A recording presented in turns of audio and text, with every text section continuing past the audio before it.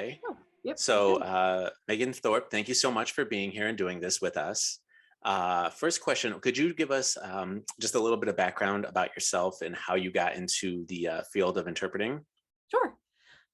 So I have an older brother who, one of his friends' mom was an interpreter, and we were all just kind of around each other a lot. And I saw that they were all signing, and I wanted to do that. I didn't know what it was at the time. I was maybe in third grade at the time. And my teacher was using it in the classroom, and I wanted, something drew me to this, that I needed to know more. So I was taking classes at the library. I was taking books out from a very young age. I went to college. I majored in science, chemistry, and I quickly realized that that was not the field for me. Okay. I transferred back home and I went to community college, and I started basically the whole thing all over again. Mm. And I realized, okay, this is something that I could do. This is something I want to do. And at community colleges, my professors were deaf, and we took trips to Gallaudet. And after a little bit, I was like, I think this is for me. This Mm. is definitely what I need to do. And so, long story short, after I graduated from community college, I transferred to Gallaudet for 4 years, graduated Gallaudet with my interpreting and translation degree. And yeah, and then started working from there. So you mentioned having gone to Gallaudet, and I think most of the people in the industry sort of consider that the Ivy League of interpreting schools, especially on the East Coast. I'm curious, from a student's perspective, outside of the classroom itself, what was life like just being immersed in an environment that is so rigid in its academic standards, but also just like culturally very rich? It was like nothing I've ever experienced before in my life. Like I said, we went to Gallaudet for a couple of trips, and even that, back then it was, I kind of know sign, so, and you're super scared, you don't know what to do, and going in my first year, that was a little bit still how I felt, like you're coming into a community that is brand new to me, Mhm. the only had gotten like little bits and pieces of it through my journey in school. But this was like nothing I've ever experienced before. And I always say that what I learned in the classroom was so great, but that they can only teach you so much, right? In an academic setting, but in just interacting and hanging out and in the cafeteria, like you learn so much just from interacting with the community. And then not only on campus, but DC's deaf community Mhm. is vast, right? So going from campus, then going to Starbucks, assigning Starbucks, going to one of the markets right next to campus, it's everywhere. So it's constant, and it's amazing. And it's interesting to see how I physically changed, Mm. not just like my skills, but my sense of the culture, like if I was out off campus before I even went to Gallaudet, even like if something happened or somebody yelled my name, it's like you turn around and you look and you're like, okay, what's going on, like, but when you're on campus, somebody would scream my name, and I would not even recognize. I would not even, you know what I mean? Like, Yeah. it was, so just being in that culture, it didn't just yes, it's awesome for your skills, and it's awesome for like getting to work with the community and interacting with the community, but it is like nothing I have ever experienced before. It's just so amazing. And I have so many lifelong friends that I would have never met if I hadn't gone, and just that constant interaction with them. And from the minute you wake up to the minute you go to sleep, it's like nothing else. You mentioned that your the school you went to before Gallaudet. Forgive me, I looked up the name, but I can't remember. It's in Long Island, correct? Yep. So I grew up on Long Island. It's a Suffolk County Community College is where You I said went. that you had deaf professors there, which is Mhm. pretty unusual for a smaller school. Right. Did they have a particular focus on interpreting programs as like a on-ramp to other universities? So like you mean like a partner type of like Yeah. so if you start here, you have like an easier path to come up here. Well, not necessarily Um, easier, but I didn't know if they had a working relationship. so no, so I do know that there are some community colleges that their interpreting program had based their coursework on classes that they will potentially need when they go to for interpreting at Gallaudet. But that wasn't the case with mine. So a select handful of credits transferred and Mhm. others didn't. Okay. So I had to take a lot of classes. I don't want to say again, because of course it had its own spin and its own culture and dynamic, taking certain classes at Gallaudet, which Mhm. I didn't have any problem with, like the more time I was in class, and not necessarily even interpreting classes, but linguistics classes and history classes and all of these different classes, that if I had finished my interpreting degree at another university, that I wouldn't have seen all of this material and signed. So then Mhm. that was a huge thing too. So there was like pros and cons to it not having that partnership, and that there's a Sure. word that I can't necessarily think of that it explains like the connection or the path that more credits will transfer. But I didn't mind having to take those additional classes because I was able to see more, and there were classes that I met people that, or classes I took, that when I'm writing my paper, I'm citing my professor's work. Like that was, I think, the Pretty craziest cool. part. Yeah. That's the craziest part, I think, of it all, was that it was in a depiction class, and my professor's work was like the most prominent at the time. Hmm. It was a very popular work that he had done, and I was citing his work. And so when I got my paper back, he's like, well, this isn't necessarily what I meant What I here. meant. Or yeah.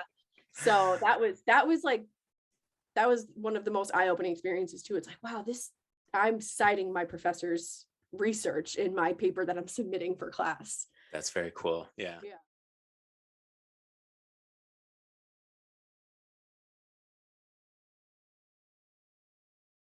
My time at Gallaudet was unlike anything I had ever experienced before. I became so much more visually aware about what was going on around me, more than I had ever been before in my life. Going to campus events and being able to meet so many different people from so many different backgrounds, it was amazing. And they can teach so much in the classroom, but what I learned outside of the classroom from interacting and just being exposed to it all day long, every day, morning, night, weekends, it was incredible. You, I think, have a really interesting perspective. You said that you've seen some of the other interviews that we've done. And if anybody watching hasn't, go check them out on our YouTube page. But so far, we've talked to people who have been in the industry for decades, or, a decade or longer. You graduated in 2020, is that correct? Yeah. So I want to get your perspective on this, because so many of the interpreters that we work with had started in a field where it was entirely on site. And then let's say 10, 15 years ago, a lot of virtual work really started taking up some of the space. You graduated at a time where not only is virtual work just commonplace, but you also came into it right in the middle of a pandemic in which virtual work was the only option in a lot of places, if not most places. Right. So for your perspective, for a relatively new interpreter, how do you juggle the working virtually versus on-site? Do you have a strong preference? Does it just feel like part of the job at this point? I'm curious what your thoughts are on that. Yeah, so a little backstory to that. My internship semester was the spring semester the pandemic hit. Great. So that was my final semester in school. It was internship 4 days out of the week, and Fridays with my internship we had workshops. So it was like, for argument's sake, if the day that the pandemic started was a Wednesday, on Tuesday I was on site somewhere, and working my internship, and the next day, all of a sudden it was like, everybody stay home. And I'm so grateful for the agency that I had my internship with. It was as seamless as it could be. Mhm. It was not necessarily like, okay, well, you need to get your hours and you need to do these things. It was like, okay, like, yes, we are still going to have our workshops, we're going to be together, but this is a time where we also need to focus on making sure everybody's okay. So it was, yes, get your hours for your internship, but like every couple of days, hey, how's it going? Check it, So the whole second half of my internship was virtual. Mm. And I only had a very small taste of on-site work between pro bono for school and the beginning of my internship. And then it was interesting because I had, like I said, a little taste of getting to know people while I was on site, and that interaction that for how many years I had been Mhm. training for, you know what I mean? The walking in, hey, I'm the interpreter.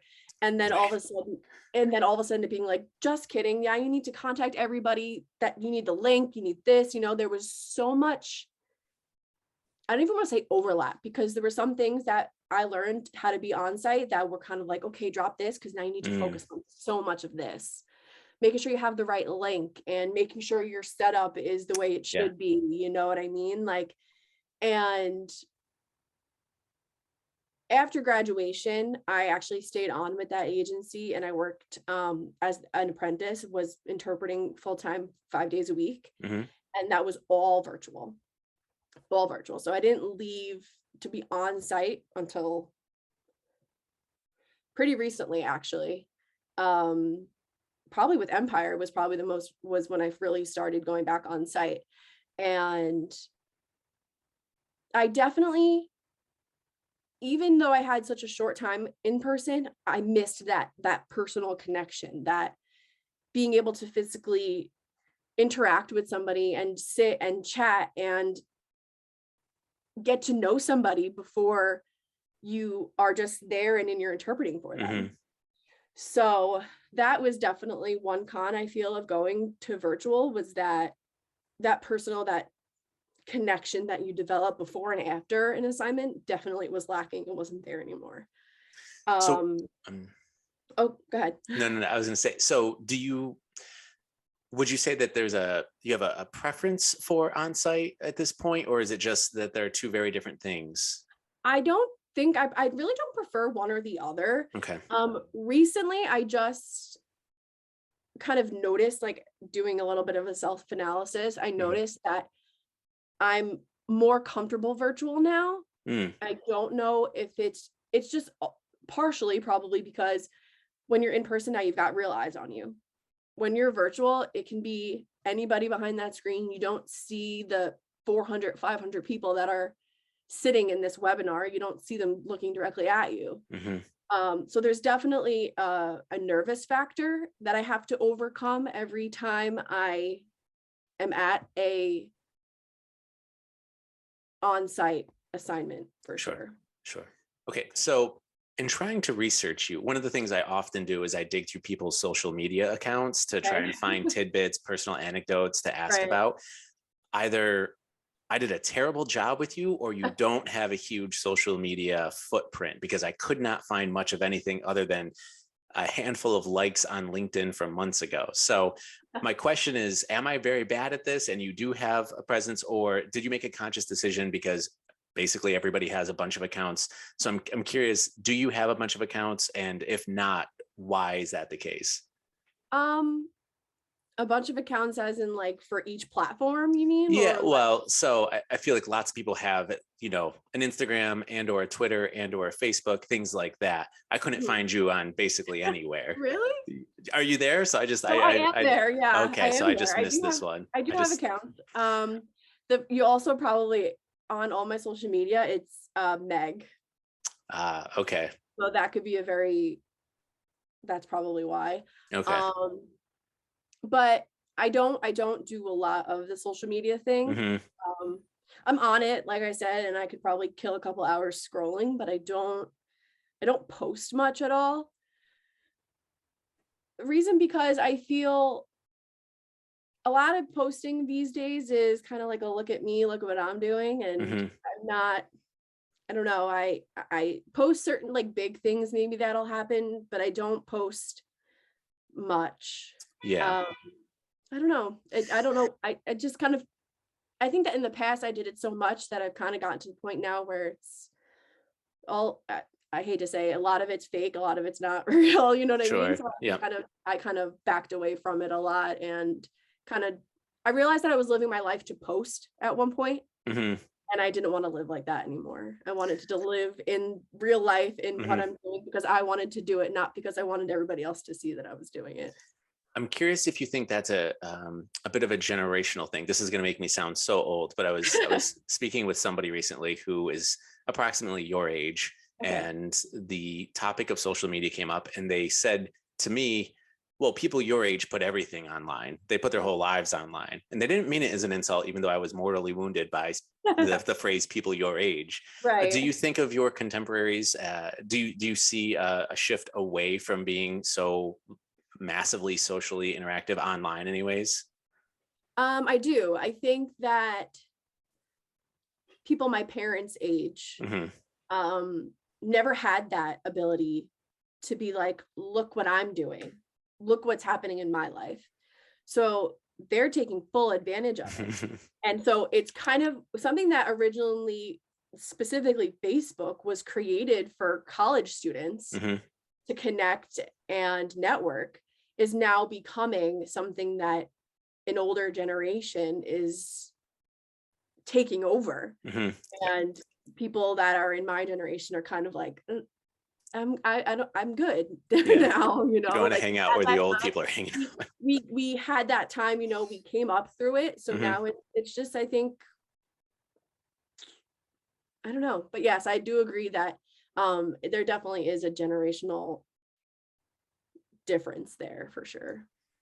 The you put that really well, and I find that disappointing because I was going to cut this entire question out, but you made such an interesting point there that I'm going to have to Really? keep this in now. So that was well done. So you, I'm curious about, because you grew up and you did your original education in Long Island, then you went to DC, and you are currently in upstate New York.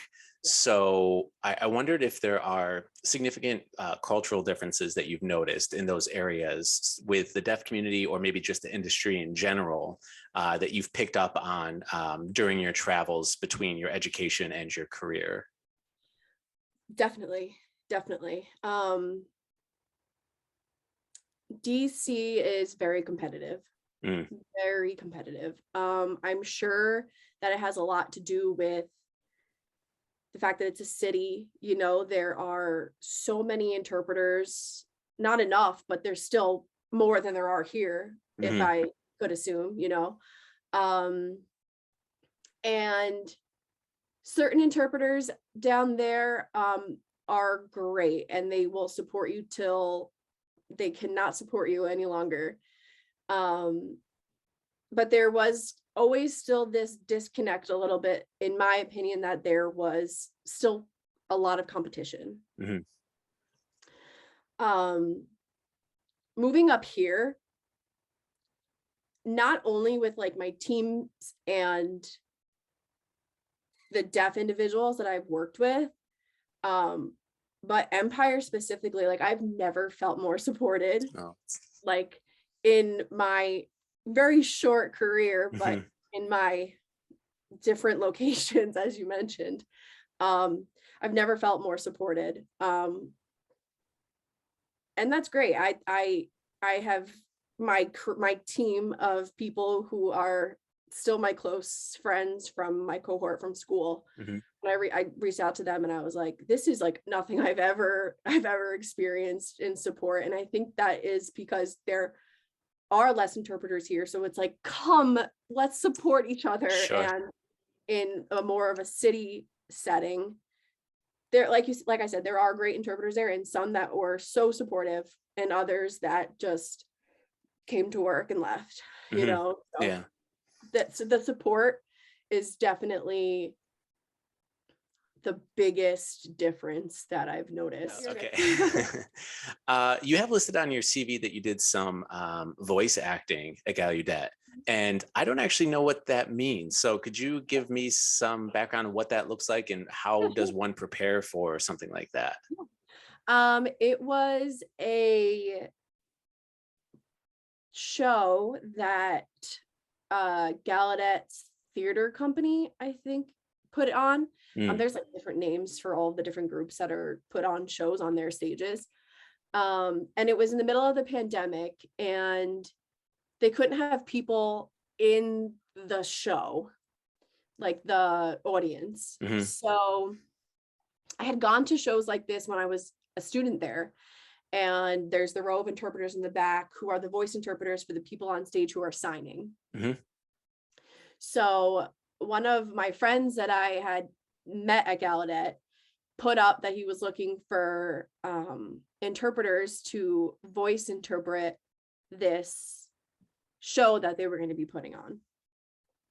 And I reached out because I don't typically do theater interpreting, but I Mhm. thought it's like a little way to get my feet wet. So they contacted me back and they were like, hey, like, thank you so much. Like, this is the plan. These are the days. Can you come to DC? Is it better to do it there? And at the time, I wasn't able to get to DC. So they sent me a mic to be able to, probably a little similar like the one that you have right there. Mhm. Yeah. And they sent me a script and the character descriptions. And they were like, okay, now we want to listen to what your voice sounds like. Sure. So I did like a test with my friend. He was like, great, like you'd be perfect. And they sent me my characters and I recorded the lines for this character. And it could have been done a smidge better because it was hard to voice for something that you're not watching the sign. Sure. So it was just kind of from the paper. And then later on, they had sent us like clips of the show during like rehearsals. And then finally, a couple of months later, they released it and people bought tickets. And when you watch the show, it's all in sign. But me and a couple of my friends are the voice actors. That's very cool. That's very Somebody cool. who's hearing can watch. Yeah, that's great. So there was no real time voicing. It was all dubbed over after the All fact. recorded. Yep. Okay, very cool. Is Yep. that something that you hope to do again in the future, or was that just sort of a one time? This is a pretty cool experience. I would love to do it again. Yeah, it was definitely a really cool experience. I would love to do it again. Great. Yeah, because then you're able to watch the final product. It's a little different when you're live interpreting and it's being recorded. Because I'm sure that they did that before COVID when everybody was in the same auditorium. I'm sure they probably recorded it. But it was really cool to be able to go back and watch it. Are you credited anywhere online, or was there any sort of playbill or anything like that where you got a credit? I'm not sure. Honestly, I don't know. I'm not sure. I'd have to find out. I'm not sure. That's actually a really good question. I'm not sure. Okay.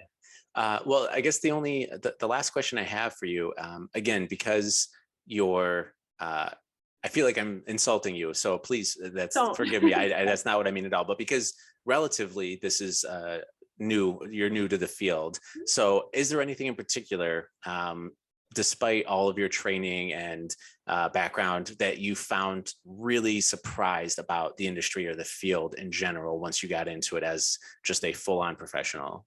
That I was surprised about.